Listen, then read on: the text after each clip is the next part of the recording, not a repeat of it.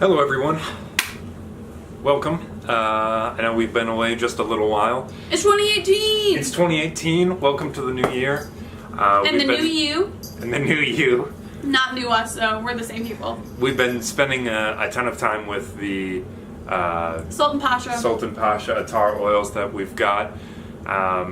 You could jump back to that video if you'd like and follow the thread on Fragrantic. I've been kind of going through with my experiences of them, posting my notes as I've been taking them, so it's been good. It's been fun. It's been super fun. It's just also time consuming, and it's been something where I've wanted my full attention to be on that, which isn't saying that this video now is taking my attention away from it necessarily, but it's just good to also make time for this.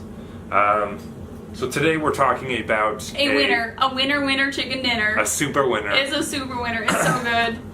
It's a discontinued fragrance from the Slumberhouse line out of Portland. This is none other than Sova. Sova King. You can see the box here. This is what the box it comes in. Oh, my bad. It's nothing really fancy. Yeah, it just says Sova there. It's embossed on the top. You can probably see there it says Slumberhouse. It's a small cardboard box. Has no information on it, and it's kind of there to hold the magnificent fragrance, which is Sova. You can probably see here if it'll focus. Yeah, there you go. There's Sova on the name of the bottle. You can probably see it there. It says Slumberhouse on the outside of the cap. You pull the cap off, and there is your atomizer. It's in this nifty little 30 ml bottle. It just says 30 ml on the bottom. There's no other information listed on the bottle except for the frosted Sova across the front and the Slumberhouse on the top. So bottle design, it's pretty poppin'. Yeah, I like it a lot. I think it also really fits the aesthetic. Oh, for sure. They previously carried it in these cylindrical bottles that had a bunch of marbles in them, which I think looked badass. I really didn't like that. I know, we disagreed on that one. That presentation. I think this bottle design is amazing. I really like the cap. I like the fact that it says Slumberhouse on the edge. It is definitely kitty proof. Yeah, it's heavy. And I really just overall love the effect. Yeah, I mean, it looks new while also looking dated. It looks like something you'd find in your grandpa's, like something he left in your will when he passed away. He's like, "Dear Jimmy, I want you to have my rare discontinued bottle of Slumberhouse Sova. Please take good care of it while I am gone. Love, Grandpappy." Goodbye, Grandpappy. So yeah, this one's been discontinued. Oh, it already smells so good. I just getting a whiff of it. It smells so good. It's amazing. We got a small sample of this from a really generous member on Fragrantica. We kind of did some sample swaps. She gave me a small decant from her bottle of Sova, and I fell in love with it, and also simultaneously thought I would never, ever, ever get to own this because it's discontinued. Yeah. You see it pop up occasionally on eBay for like $500, $600. They brought it back for a small re-release, which is what this one is from, and then it still disappears again. So we're looking at an extrait de parfum. That's the concentration that all the Slumberhouse perfumes come in, and they all only come in the 30 ml bottles. Which, again, so like if you're getting something that's 30 mils, I mean, getting something that's an extrait de parfum is okay because it's going to be so concentrated that having a smaller amount isn't going to kill you. Yeah, one spray of this is the equivalent to like 5 sprays from another bottle of perfume. So just stuff to keep in mind to fill in for people who may be new. Yeah, secondarily, something about Slumberhouse, their perfumer and the brand holder, Joshua Lobb, has commented many times that he approaches perfume with a wall of notes approach, which is different from what a lot of other perfumers do. He apparently only uses base notes in his composition. He does not use any top or mid notes. So it usually comes across very oily, waxy. Some people say vinegary is a like trademark Slumberhouse effect. I think it's ballin'. So Sova popped up on one of our Facebook groups. A user took one spray, decided it wasn't for him, and decided to sell a bottle, and we jumped on it pretty quick. Yeah, so we were lucky in finding this. Really lucky. And I think in a lot of ways, this If you notice, based on our videos, we like to find things that we don't really have anything else of in our collection, that we try to find like weird, unique things that kind of fill a weird niche. And I think this is wonderful. There's nothing in it that we have in our collection. Some people on Fragrantica say it's animalic, even though there is castoreum in it. I don't really get an animalic note in this, at least from like sniffing.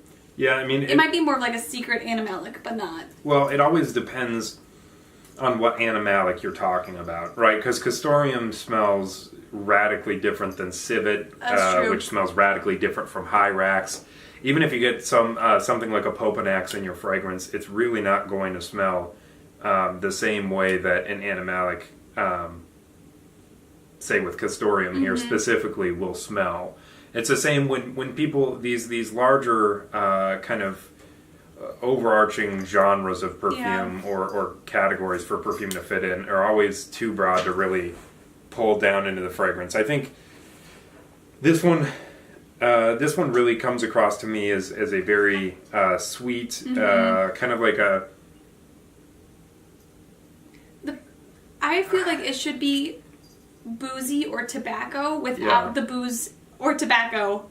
For sure. Like, think of like a tobacco vanille in regards to it's like a sweet tobacco, but get rid of the tobacco and that's kind of... And get rid of the vanille. Yeah, mostly. like I know that's a really weird way to describe it, but that I think is the best way to kind of explain what this smells like. If tobacco vanille is the art house, or not the art house, if tobacco vanille is the mainstream cinematic release, let's say it's Gravity, right? The film Gravity. Sova comes in, and Sova is Andrei Tarkovsky's Solaris in response. It takes similar patterns from kind of the earthy and kind of more green and kind of vegetal elements of, say, the tobacco and tobacco vanille. Here, you're looking more at like hops, hay, things like that.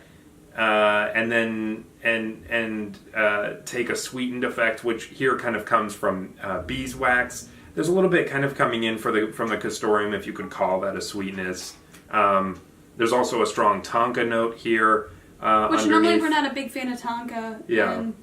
Just throwing that out there. So that's kind of the response here. It takes a lot of those elements and blasts them into this strange territory. This smells like a huge, like, boozy raisin Scandinavian... I don't know. It's just masterpiece. Yeah. Masterpiece. Well, it does, she says boozy. It does smell like a spirit. Raisin is definitely something I get. I smell a lot of raisin. I smell a lot of beeswax. The hops give it kind of a weighted, earthy feel to it. That can sometimes join with the hay to give you kind of like a... I want to say it's somewhere in between like tobacco and marijuana. It smells like a very exotic I get you. Smoked element. So what would you rate the fragrance itself? Sova, I would give a 10 out of 10. I think Sova is just an incredible masterpiece that I don't think there was any precedent for before, and I think it's just become a monolithic entity. You can't do anything like this without being Sova. Yeah. How about you? I give it a high 9 for high sure. 9. Yeah. I mean, it's not as good as some of the other 10s we have in our collection that I really, really love, but it's definitely something that there's no way we're ever getting rid of. Yeah. Nope. I love it. I'm glad we got it. I think this one, I feel like this is more of like a cold weather fragrance than it is a warm weather fragrance, so I think that's a good time to review this now. Yeah. Versus later. Just because it is so sweet, but not sweet in like a summer spring sort of sweet. It's a dense, heavy type of sweet. Yeah. That makes this, perfect for this time of the year. And everything's also blown out to huge proportions in here, right? It's not like there's soft, gentle wisps of floral notes or citrus notes that kind of hang around and feel summery or springy. It's really heavy, really big. I think like this could also really be used for anything. You have to be careful with how much you apply. Yeah. Because I think you could wear it to work. If you spray it 5 times, you are going to die and kill everybody in your surrounding area. But I think you can easily do this for a date day, going out to work, going to church. Yeah, but I would warn that it is very strange, and so you have to strong. Yeah, so you have to really be the right person to be able to pull this off. I mean, first of all, if you're this type of guy, I don't know how you got a hold of a bottle of this in the first place and thought it was a good idea. But if you're just your regular, watch baseball on the weekends, drink 1.5 beer throughout the week, really just like to get on the internet and watch dog videos endlessly and watch sports reviews. Dog videos. And watch sports anchors talk about stuff. You know what I mean? If you're just that type of guy, popping this on and rolling out into the world is probably not going to be your best bet. If people are used to you wearing CK1 and you join the world with Slumberhouse Sova, it's probably going to be a very dissonant experience for everybody involved. Yeah. But yeah, I do think, the thing is, it's a perfect avant-garde fragrance in that it beautifully blends high art and low art into one thing, which is what I always want Slumberhouse to do. I don't think they always succeed in doing it. But this one they did. This one is flawless from the house. I think no matter how bad you could do as a house, if you release something like Sova, your house is set. It's legendary already because Sova's a masterpiece. Yeah. So the last question remains is, who do we think would wear this? And I don't know. I've had all day to think about it. Okay, well, I'll go first then. So for Slumberhouse Sova, I think if you could imagine that Rob Zombie was an art house director and was like super high class but still Rob Zombie, that's exactly what I would imagine him wearing this as. Like if his films and music were like 10 out of 10 like extreme art house pictures, that's this. Mm-hmm. Because this I smell and I feel like this is a multi-million-dollar hillbilly. And I think it's just amazing. Like it just, boy, that's exactly like, that's just a perfect identity for a fragrance to have. And I think it's so cool yet dark and badass. If you could imagine black metal taking root in the U.S. by a bunch of Southern folks who were also like multimillionaires. What's the name of the band? Mastodon. There you go. Yeah, that's a good one. Hell yeah, Brent Hines of Mastodon could rock the fuck out of this shit because, that's exactly what it is. His music's, it's Southern, it's metally, it's artistic as all hell. Yeah, that's a really good one. Somewhere in between there. Yeah. I really am struggling with this in regards to who would wear this. And the best person I could think of, you're probably not gonna like, but I'm going with it anyway. Is the grandfather in Aslan character from The Lion, the Witch, and the Wardrobe by C.S. Lewis. I don't think it gets like the black metal-y bit that you're looking for, but it just is. I personally think Sova's super duper distinguished. I think it is just like majestic in like a way a lion would be, and like if you look at the color too, it kind of like resembles like the color of a mane, and like with like the tobacco-y, alcohol-y type sweet smell is like what I picture when the kids walk into the library or his office and he's working and not really wanting to acknowledge the kids, and I don't know, that's just kind of what I've pictured as a mixture of, because the grandfather is supposed to be the lion, so but like kind of that sort of character, but we went way opposite on this one. Really opposite. So I guess it's up to your interpretation as to which one you agree with. But ultimately, it's a rock star. If you can get a sample of this, obviously you don't have to get a full bottle. Just get a sample and enjoy the hell out of it because it's amazing. Yeah, we had it sitting on my side of the dresser for a while, the sample, and every time I go through the dresser, like digging through clothes, I'd get a whiff of it. I'm like, oh, this is so nice. This is so nice. And then we bought a bottle, and it's been heaven ever since. So. Yeah. Yeah. Well, that's what we got for 2018, our first video. Welcome to, Sova King. Sova King! welcome back, yeah.